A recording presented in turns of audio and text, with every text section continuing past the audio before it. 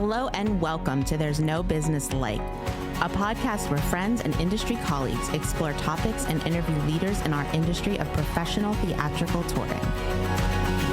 Hey friends, welcome back. I'm Brian Zelmer from KU Presents at Kutztown University, and I'm with my friends today, Kevin Maynard, Quad City Arts, splitting the border between Iowa and Illinois. Katie. Hey, it's Katie Miller with the Midland Center for the Arts in Midland, Michigan. Josh Benson in Marion, Illinois at the Marion Cultural and Civic Center. And Danielle. Hey, it's Danielle Van Hook from the Alden in McLean, Virginia. So today we're talking with David Rowell, and if you don't know who he is, if you go to APAP, he's the guy that brings all those students and walks around with them everywhere, and we'll talk about that more in a moment. But first, I have a question for all of you guys. Have you ever said to yourself, never again, and then at some point later, it happened again? So I used to struggle with personal boundaries and, people treating me like crap, but then me still working with them after that.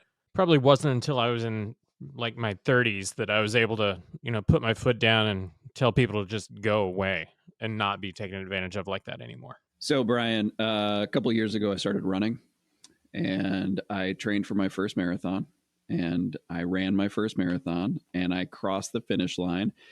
And I said to my wife, this is the dumbest thing I have ever done. I'm never doing this again. And then 2 weeks later, I signed up for a 50 miler. So.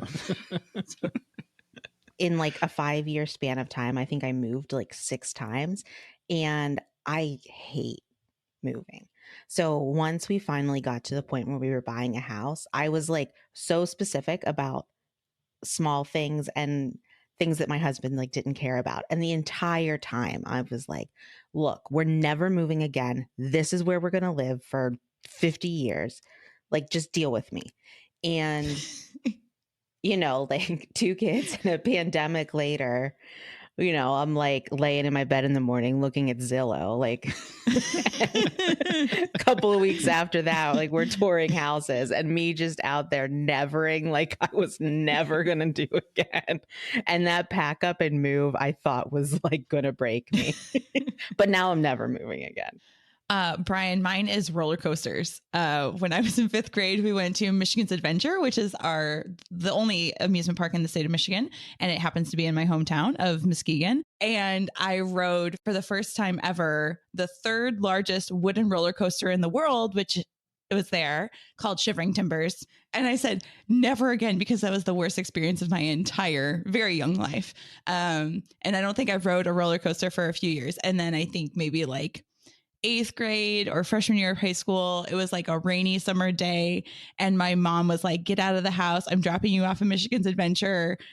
So my brother and I went, and because there was no one in the park, we rode roller coasters all day long. You could like get off the roller coaster, go to the end of the line, run through and get right on the next one. And we rode roller coasters all day long.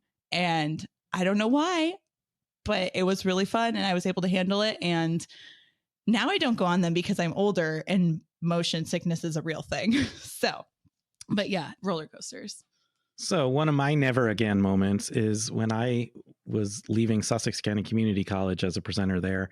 I said, I will never work at a college or university again because while I love working with the students and I love the presenting and all of that stuff, I just couldn't stand the bureaucracy and all of the things that have nothing to do with the Performing Arts Center. And here I am several years later working at another university, and I love it. So speaking of university, David Rowell is with Dean College, and he brings tons of students to APAP every year. And I had a great conversation with him. David says never again about presenting, and it's an interesting story. So I hope you enjoy the conversation with David and 2 of his students.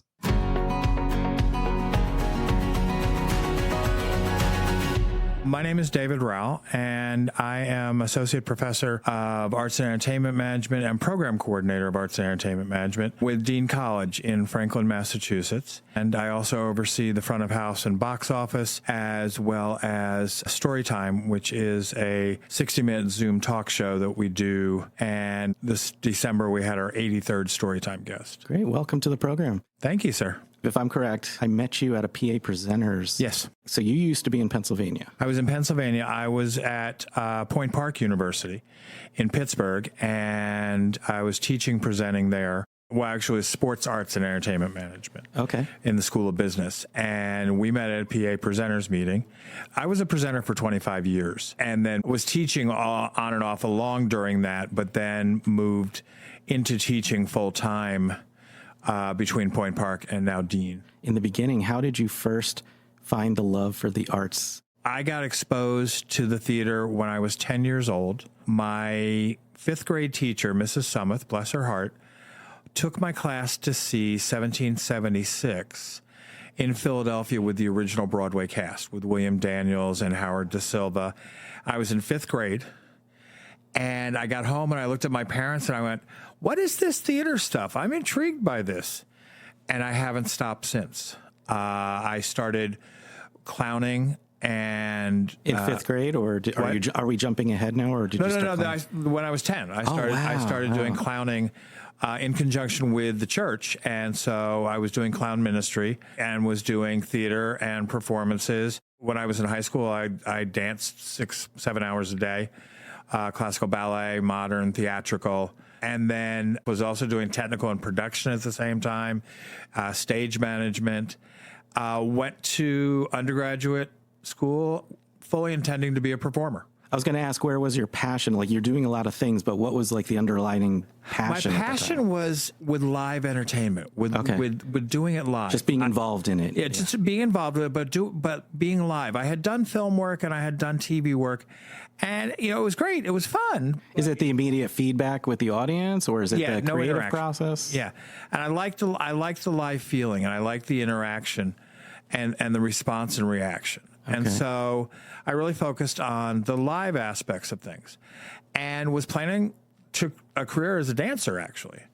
And when I was 19 years old, I blew the left knee out teaching a dance class, shredded the meniscus, had 4.5 inches of cartilage removed, and had just gotten back on my feet from that when I went through the windshield of my car in a car accident. Oh, my God. I was literally thrown through the windshield, came back and out the side window. And I was in bed for almost 4 months, and cerebral concussion, re-injured the knee, couldn't work out for almost 1.5 years afterwards, and every pound I ever lost as a dancer all came back.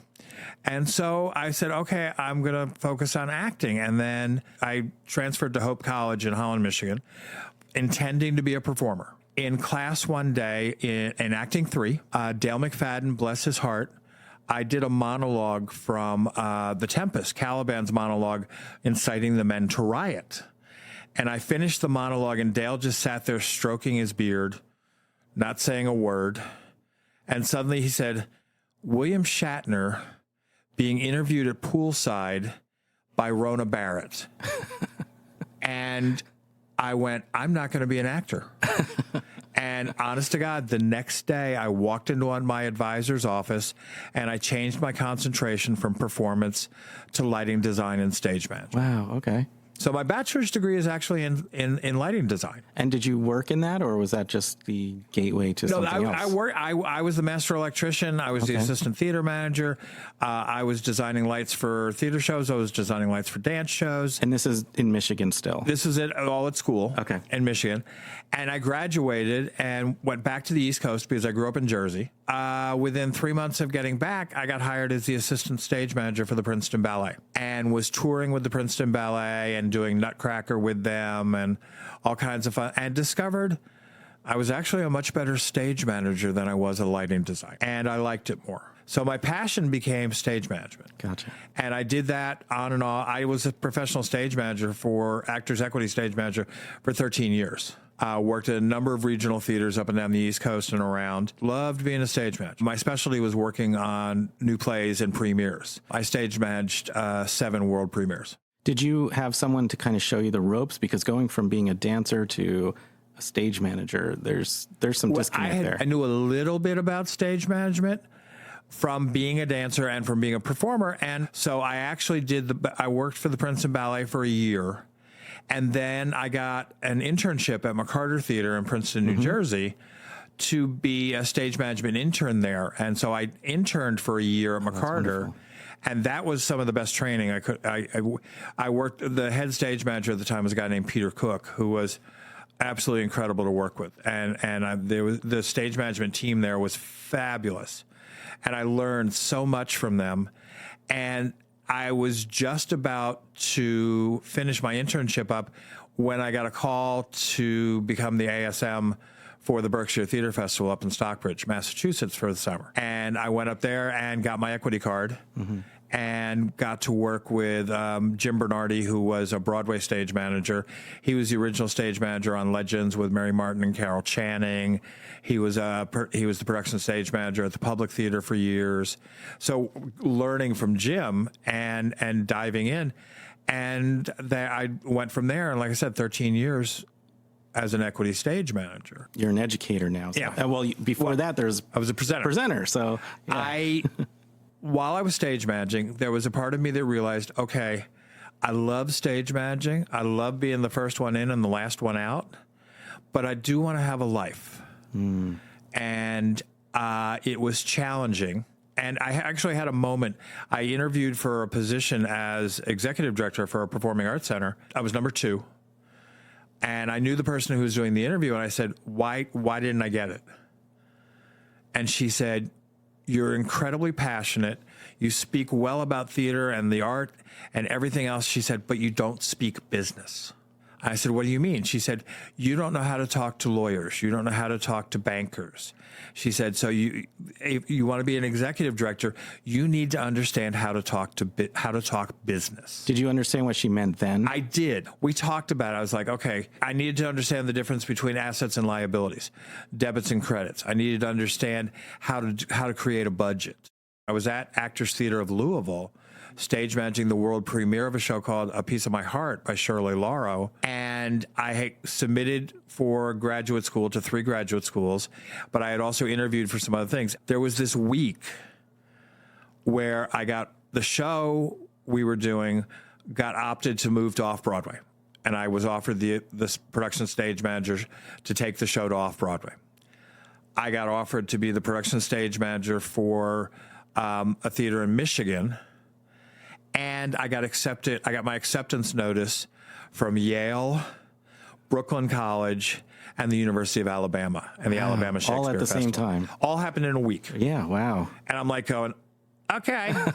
Any direction you go, it's going to be a good thing for you. Like, what was the process of eliminating, or did you just go to what was like the most appealing? I weighed it out. I did a whole pros and cons situation. I called a couple of different people that I trusted and said, okay, here's the options. I got 5 options right now. And there was a process of elimination. For example, with A Piece of My Heart and off-Broadway, the thought was, wow, that is sexy and that could be cool. What if the show only runs for a week?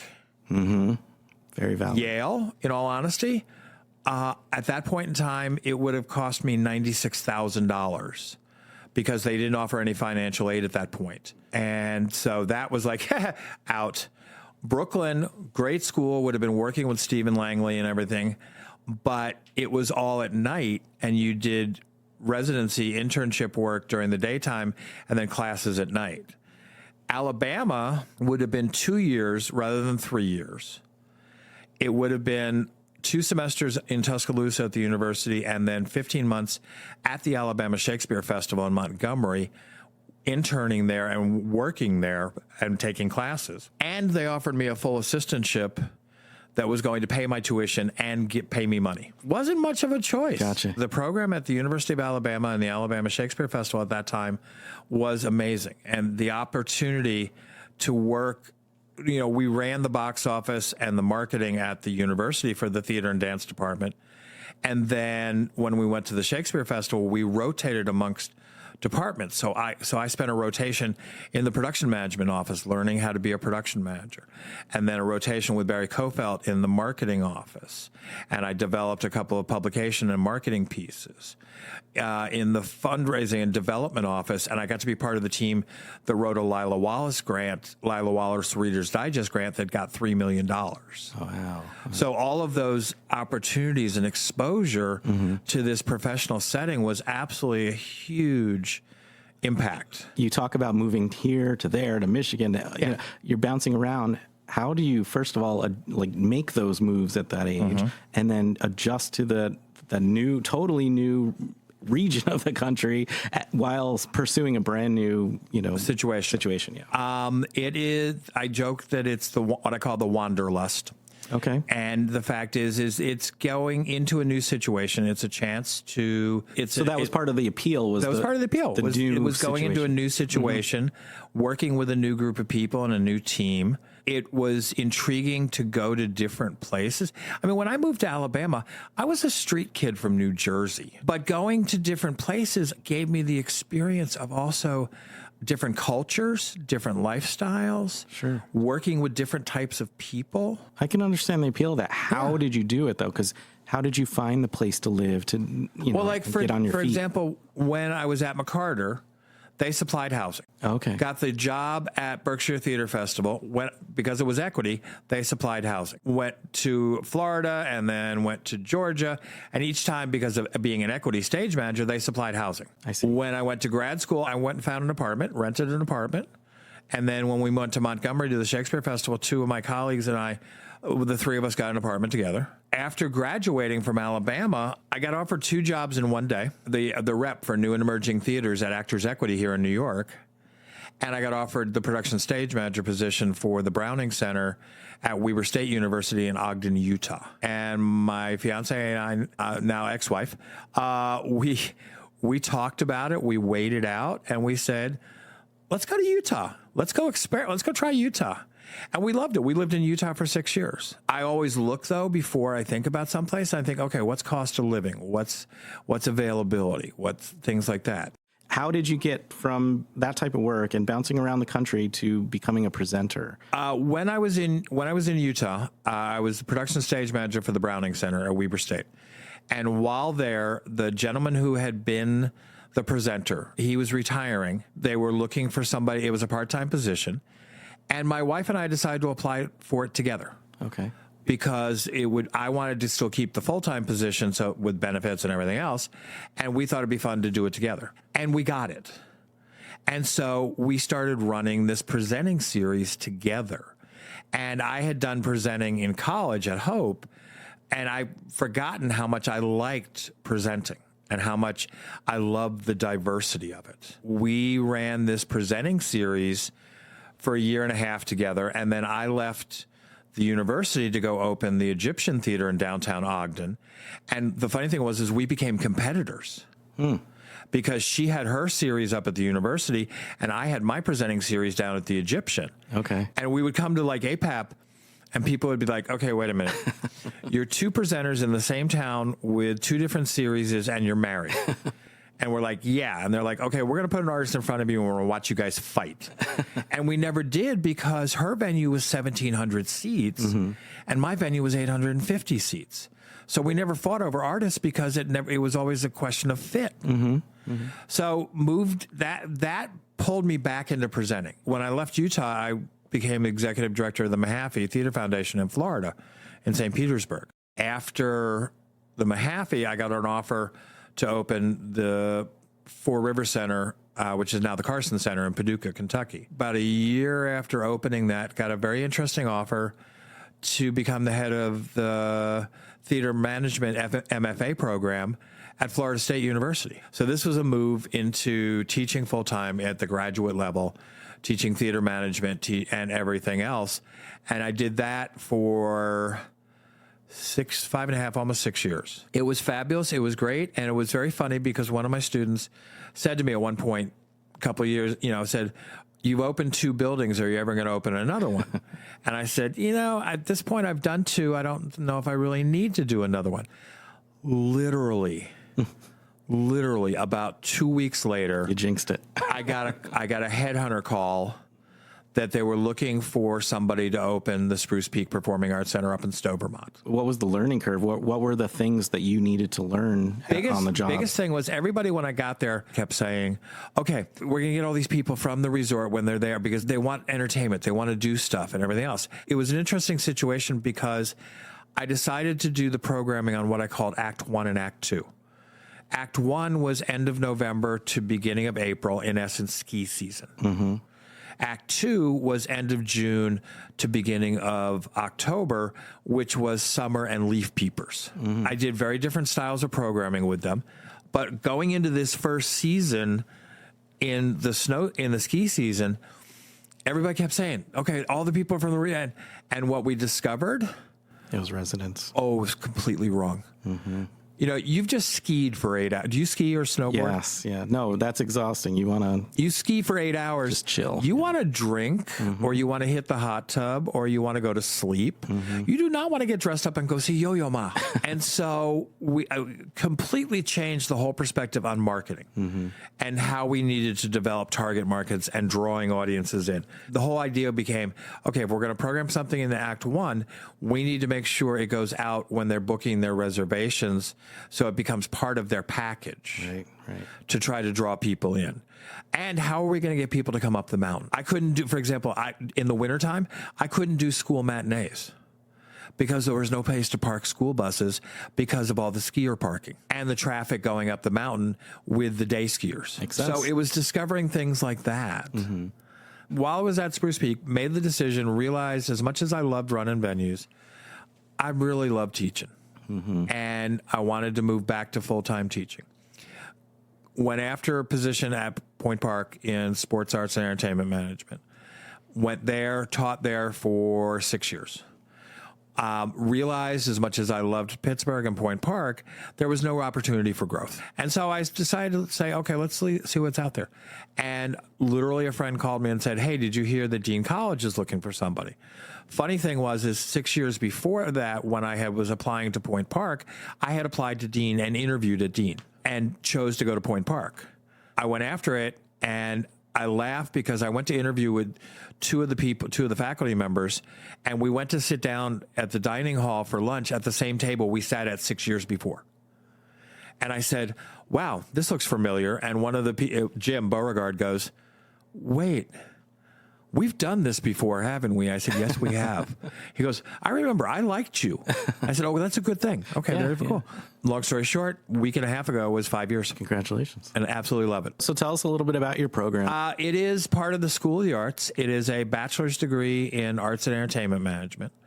The focus is looking at what is on the business side of things. We offer courses in theater, dance, and performing arts management, presenting, performing arts and touring, producing for Broadway and regional theater, marketing, fundraising, venue and facility management, safety and security for live events. Every other year, we offer a class in theme park management, which is all sorts of fun. There's a lot of opportunity there. A lot of opportunity. Because it was originally my predecessor was very focused on Disney, and I said, let's expand this because you know what? It's about themed experiences, and there's so much opportunity with themed experiences. And we focus not just on management, but on leadership and looking at real world examples. And so it's an exciting program. It's part of the School of the Arts. We work with School of Arts and School of Dance. So the students will do internships in house management, in box office. We run all of the front of house for performances. It's really an exciting program. It sounds fantastic, and I wish there was something like that I knew about when I was Same going to here. college. I know. Yeah, I had to go to the college of learn it as you go. Yeah. And so this is wonderful, and I'm glad that students have. And now students are not a monolith. I'm sure they approach with all different types of goals and outcomes. And so, generally speaking, what tends to be the most common paths? It's all over. Is it all over? Okay. Well, what you're training them to do, they can go in many directions, which is exactly. Again, and like where I am at a university, we have a huge music department, and it's very performance track based and education. And they just started an arts admin program. It's mostly people that want to be musicians taking that, but I think it's important for those types of experiences too to learn about the business, because a lot of times historically they don't. You have to know about that. Yeah, because even if you're a musician, you are a business. Well, and that's we're introducing a new class that will be starting, hopefully, I think this fall, called Creative Entrepreneurship. Okay. And it's focused on how do you package yourself? You're an artist, you're a performer, you're a dancer, you're a arts manager, you are a technician, you're a designer. But you have to think about you are your product. And how do you be an entrepreneur with that product. We got more and more students who have done performance track who are dual majors or doing a major minor situation, or have said, okay, I've done performance, but I want to understand the business side. So that's a perfect segue, because we are now speaking, this is going to come out sometime after, but we're speaking at APAP. We met up at the APAP conference in 2024, and you're known by so many of the colleagues here as the guy who brings all those students. Like, we love that you bring all because we know that's the next generation of our industry, no matter what direction they go. And so we're always so excited to see you and all of your students. And you brought two of them. Can you please introduce your guests? I will introduce the two of them. I'm gonna go to the left and then to the right. Hannah Pogermiller and Ashanique Reich. Ashanique, what is it that you're focusing on? And tell us your thoughts about this program now that you've been in it. Well, before being in the AMGT program, I was undeclared, undecided. I didn't know what I wanted to do, but I did know I wanted to work in the realms of the performing arts, because I have been a performer. I did dance for like 12 years or so, and then I started to realize that I didn't want to be in the spotlight. I wanted to learn more about the behind the scenes, like how you put people out there presenting and stuff like that, and understanding like how much work and the process of getting people out there it's a lot, and it's not a lot of things that people think about, but it is a job that people have that needs to be recognized and understood. How did you find the program in the beginning? You said you were undeclared, but what was it that you drew you to that, to start that track? Honestly, just David being around, because he's legendary. Right. He knows so many people. He knows so much about the business and, what it takes to, get into it and understand what happens behind the scenes was the biggest part, because being a performer, understanding the pressure in that area is already very hard to be somewhere on top. Like being a dancer, it's hard to get where you want to get to, or places that you want to be.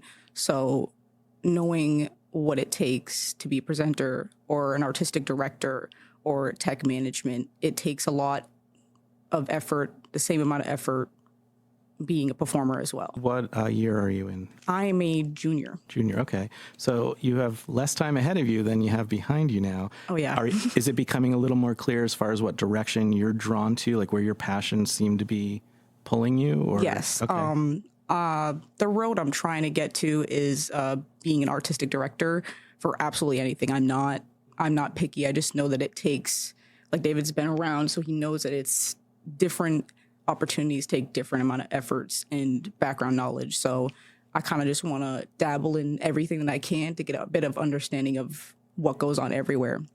Doing that, as well as being a choreographer, would be beautiful.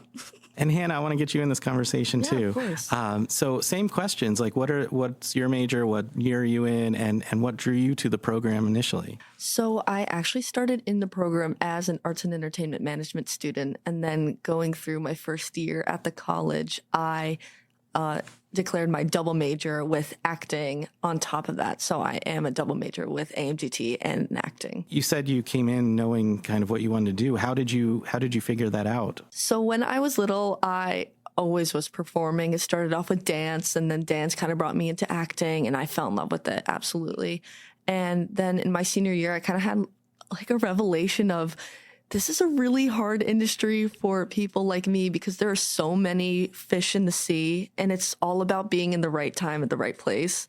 So I was like, I don't want to wait tables. I want to get a degree in something in the industry so I can be working in the industry, even if acting is on the side, or I'm working to get acting on top of like a venue management job. I wanted to get the arts management information and the teachings from David, so I was able to like put myself out there as someone who could maybe be a stage manager or someone who could be an executive director. So kind of like Aja, I'm not really picky right now. Sure. And you don't have to be hearing David's story. Yeah, no. And he's got such a plethora of experiences in all these different ways, and now it comes together, and he can he can connect you to people that are in the industry in different areas. He can teach you different things from his experience. And so it's really great. And one of the things that I love, as I mentioned a few moments ago, is how he brings so many students to APAP. What has been your experience? I mean, we're here on the Sunday of APAP, so it's been a couple days now. You've been kind of, going to the sessions and attending showcases and doing all those things. What's been the impression to you? What are some of the things that maybe you've picked up just from coming here? Absolutely. There has been so much like welcoming energy from everyone, really. If you want to talk to someone, you can just go up to them and be like, hey, I have a few questions. And they automatically are just giving you as many answers as possible. So that's been really like heartwarming, and that they're welcoming like the newest generation of who are going to be making and producing these new art forms, which is great.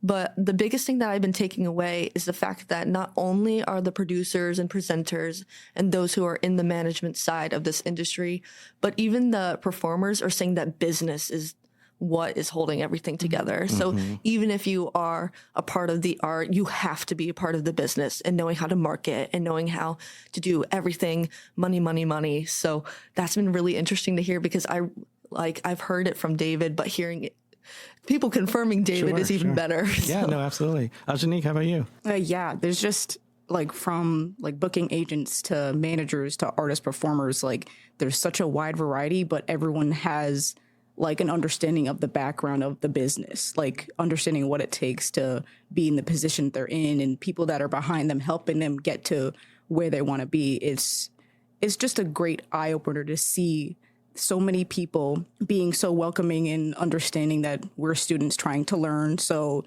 getting information from them like straight on is a great opportunity, because not a lot of people get to do this. And for us, being able to be here is great. And we thank David for being able to do that for us. David, you've now brought students many years to APAP. Have you learned things about how to help them approach the conference? Very much so. The first time I brought students to APAP, we didn't do any prep. We just showed up. Okay. Honestly, they looked like deer in the headlights. And it was understandably so. I was a deer in headlights my first very APAP, sensory overload, very sensory overload kind of situation.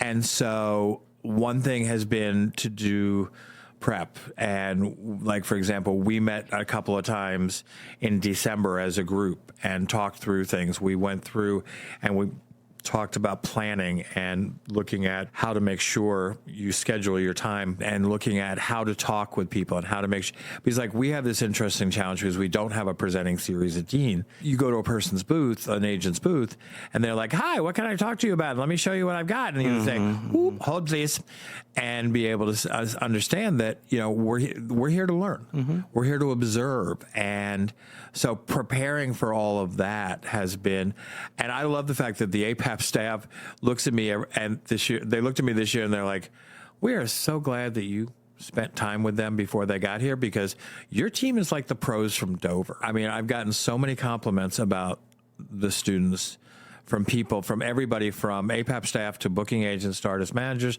to people who they helped at registration or the info desk. I'm so proud of them, and it really was, let's make sure we got our ducks in a row. As we get ready to come. So is this part of the program? Is this a class, or is it just an opportunity that you say you should really go if you can? It's a little of both. Okay. It's primarily an opportunity. Okay. There is a class connected with it. It's an experiential learning class. Both of these guys are in that class. They get to do assignments when they get back on APAP. A lot of it's about just the experience. I mean, we've got 14 students here. 7 of them are first-year students. A lot of them are performers, and this is a chance to become aware. When I was a freshman in college, I had no idea what presenting was. 100%. And to understand what went into it, and the relationship, what I call the triangular relationship between a booking agent, artist manager, a presenter, and their audience, and how crucial that is, and to be aware of that triangle. The pandemic's really helped open our eyes that we are truly an ecosystem, and that we're all the same people, and it's really important to have the relationships and transparency. And I want to get back to the students real quick. So Hannah and Janique, I'd love to hear both of you actually, thinking about your peers that are also interested in this part of the industry, no matter what track it is. what advice would you have for them, someone that hasn't come to APAP yet? Would you encourage them to do it, or not just APAP, but any kind of convening like this? And what advice would you give them in approaching it, like how they plan their schedule and that sort of thing? Not a lot of people actually know what APAP is at my age. I had no idea until I joined Dean College and I met David. And there are people I know that are on Broadway or in the business who are coming to me and saying, oh, you're in New York. What are you doing? Oh, I'm at APAP. Oh, what's that? Which is insane. And so I think advice, what I can give to students who, no matter what they're interested, if it's in the performing arts or even in just like business, is networking is huge and start as early as possible. And that will take you to so many different outlets. And it's so overlooked because it can be really hard to start, but it's really easy to continue. So I think that's a really big aspect of it. I think I was double your age by the time that lesson was put on me. So I'm glad that you learned it now. And that is very true. Ajanique, what do you think? What would you tell your peers? Just adding on top of that, don't be afraid to be open to so many different opportunities, because every door will lead you to a different door. You know, never be afraid to say yes. Don't be afraid to ask questions. Also, just learning that you can always learn more. That's another thing. Like, if you think that you know enough, you never know enough. And you can always learn more. And it's a big eye opener for you to know as much as you can. I love that. Going forward. So yeah. So David, we have to wrap up in a minute, but I have a time machine, and I with the ladies here, I'm not sure if I want to take them back. Actually, I'm going to take all three of you back to when you're about to leave and come here to New York. Is there something you guys would tell yourselves, either a piece of advice or just anything, maybe something you forgot to pack or something that, make sure you do? What would you tell yourselves before you got here? I would tell myself that it's okay to put myself out there and that I should just do it and not be afraid to do it and to drink water. Definitely drink water. Yes, absolutely. Stay hydrated. I guess what I tell myself before is be aware that I'm always on my feet. This entire experience is very go, go, go. And I was told about it, but not preparing myself mentally for it. I think mine would be realizing that, one, it's okay to say, I need a break. Don't push yourself so hard that you collapse. I think the other thing is be prepared as you're building these relationships. And that's really, for me, the key about APAP is the relationships. Somebody said to me the other day, we've all grown up with each other and we've watched our families grow. All three of my kids, who are now 27, 22, and 19, have all been pushed around in a stroller during APAP. And people remember that, and they ask me about them. And it's all about building relationships and being open to exploring those relationships. Wonderful. That's a great way to end, David, but I do have one last question. This one is more for the colleagues that we see wandering around the conferences, that see you and your students, but don't quite know what you do. What do you want them to know about what they see? I want them to know that the students are here to volunteer. The students are here to explore. The students are here to learn more about the business, but they're also here to start building those relationships. One of the things we do, and I've done this for a number of years, is I print business cards for them. Wonderful. So that they have business cards. So when they're talking to somebody, they can say, well, can I get your card? Here, let me give you my card. And people will look at them and go, what? They're stunned that they have a business card. But it's little touches like that that help, again, That's wonderful. Create an impression and can build that relationship. And if I could just tag on to that, I think what you're saying is you want to encourage our other colleagues to even approach them, not just have your students approach the colleagues, but have colleagues approach them. Yeah. Yeah. Ask them, say, why are you here? What are you looking for? What do you want to do? We've been going to different booths and people have said that. Rob Lake looked at the students today and said, so what do you want to do? Why are you here? And I think that's fabulous. Yes. Well, thank you all. We're out of time, and I want to thank you for joining us and taking time to sit down and share. Brian, thank you. It's an honor and a pleasure. Thank you so much. Brian, thanks for sitting down with David, Ajanique, and Hannah during APAP. I really enjoyed the conversation. First of all, David's career is one for the books. He has done so many things, and his vast experience, it sets him up so well to teach and to inspire the next generation. And that really came through in the conversation that you had with Hannah and Ajanique and David together in terms of the program, how they were inspired to join the program. And I really love David's generosity of spirit in bringing students to conference and giving them that very rich experience and really looking out for their development in those terms. I thought was really impressive about bringing all the students to APAP is the fact that they don't have a presenting series. I mean, so they're literally just there to learn and have these conversations, make these connections. Because I went to APAP as a student, but we were looking for artists. Like, we were as part of a presenting series. And so hearing that side of things, I thought was a really, I would say a unique approach. And I think too, as a student and you kind of have an idea that you want to be in the industry, the jobs maybe still feel a little bit small, like the job possibilities, executive director, artistic director, marketing, box office. But even in the most recent conferences we've been to, there's been so many other types of, I don't want to say like side businesses, but like technology companies and other ways that people are working within the performing arts industry that were not career paths even a few years ago. And I think it's great to see, like you described, Brian, an ecosystem of all of us expanding and using our tools in so many different ways, and like just being able to see all of the career paths that could be available. I would love to know. It'd be really interesting to see, what some of those students are doing after they left. I mean, I'm sure they've got plenty of success stories. It would just be interesting to see where they ended up, what paths they ended up taking.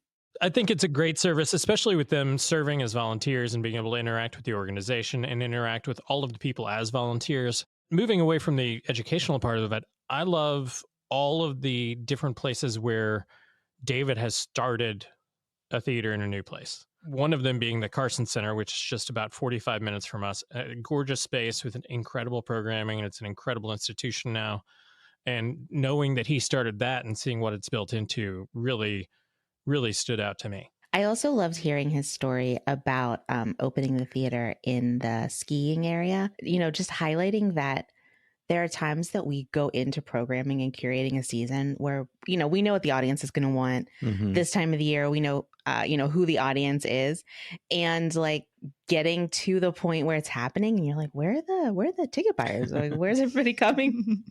And like just realizing that your assumptions weren't quite there, and like pivoting and figuring out really how to best serve your audience that lives there all the time, as well as your audience that's coming in just for a week. And I think there's a vulnerability in talking about that, because we like to talk about our successes in meeting our audience. But I was just really grateful to hear that, and to think about how each area of the country, each city is so drastically different.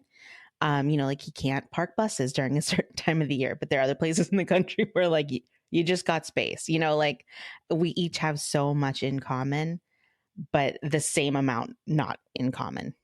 Yeah, I also like the story about him and his then wife being competitors, and I thought that was really an interesting dynamic. But it's also a great example of how two venues can be in the same community, coexist, and serve the audience in different ways, right? Different size halls, so they're programming differently, and they were, programming for different audiences. So I thought that was actually a great example of ways that venues can work together, coexist, serve communities in different ways, because like I said, different hall sizes and they have different programming strategies. I really enjoyed hearing his path through learning what he really wanted to do, going in to be an actor and then going into lighting design and then deciding he liked stage management better and then finding the arts admin and finding that that's really where he fit.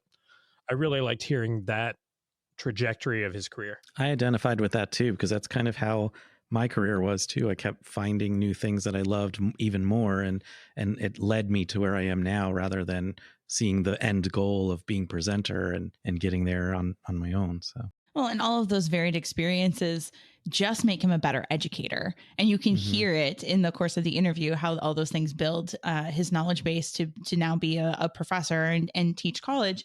And you can hear how much the students admire him and how inspirational, influential he is on their path and their journey. So I really love seeing those things connect. And I love how multidisciplinary that program is and how it really, at least seems to me, they're going to turn out multifaceted, diversified students that really can take any path. Like you said, Brian, like with those skills and that knowledge base, they can really go anywhere in the industry. And that's what I love to talk to young students about, is getting those, as Danielle says, transferable skills, and really making sure that they have a wide range of experiences coming out of undergrad or graduate school, so they can really pursue whatever they want in the field down the line. So we've talked about this a little bit before, and as much as I love the interview, hearing the students talk about the networking was both really awesome and inspirational, but at the same time, it reminded me of the silo that we've seen the industry in, of like a lot of things that happen because of the network that you have and your ability to access creating that network. And you can teach networking all you want, but you can't teach a network. You know, I think as we're just discussing equity in the industry and student training, we need to, one, take into account that networking time that we spend in conferences is work, and it's so vital and it's so important. But how do we make sure that everybody is involved and invited, and things aren't just only based on travel? Again, I say this a lot. I wish I had answers, and I don't. Danielle, I don't think it's a problem that, you don't have an answer for that. I think it's really important for us to sort of be reminded of those things and be reminded of honestly, just the privilege that we have to be able to be in those rooms, be able to be in those events. But also, as we move forward in our careers and our lives, figuring out ways that we can maybe bridge that gap, or looking at other ways, and just honestly being aware of it is sometimes, as G.I. Joe would say, half the battle. And I think that comes with some responsibility also. I think that's what you're saying, Kevin. Yeah. And that responsibility is to make sure those of us who are privileged to do that, to then go when we get to our hometowns, to reach out to the folks that aren't able to travel, as Danielle mentioned, to be proactive in our work, in not just in our local community, but in our statewide or regional communities. So I really enjoyed this conversation with David and also Hannah and Ajanique, and I want to thank them for taking their time out of their busy APAP schedule to sit with me and to talk about their program. And I'm going to be staying in touch with them for sure. And hopefully maybe someday we can do an update and see how they're doing. For now, we're going to sign off, and we'll see you guys next week on There's No Business Like. All right, everyone. Thanks for listening to There's No Business Like. Our producers and hosts are Brian Zelmer, Josh Benson, Kevin Maynard, Katie Miller, and me, Danielle Van Hook. Views expressed in this podcast are ours alone and are not reflective of the organizations we are a part of. Keep up with us at nobusinesslike.com. There you'll find links to all of our episodes and socials. If you like this podcast, give us a like, a follow, a review, or our favorite, a 5-star rating. Oh, wait, what was that site? I got it, don't worry. It is nobusinesslike.com. Do I sound out bus-I-ness every time I type it? Yep, sure do. Stay in touch, my friends. How's that coconut water, Josh? It's almost gone. It's awful still, I'm sure. Yep. Just be glad it's not the chunky version. I didn't even know there was a chunky version. I can't That's what even- weirds me out. It's like puking in reverse, remember? We just talked about this before. Oh, that's so bad. So if you're listening to this episode the day it comes out, tomorrow is Leap Day. And I don't know why I brought that up, but it's just something interesting. I like the leap year concept, adding a day to the year every 4 years. Anyway. I like that. Yeah, that was interesting. Fucking coconut water. I suffered a lot with personal boundaries whenever I was younger. Still do. Whenever you were younger, or when you were younger? Like whenever you were younger. Kevin, you look like you were about to talk. You got one? Oh, no, I was just trying to figure out why oh. Josh still does this podcast. If he's... I figure like we'd have gotten that off a while ago. talking about never again, and he's drinking more coconut. Like, this stuff is disgusting. Let me drink some. Let me open a new one and drink another.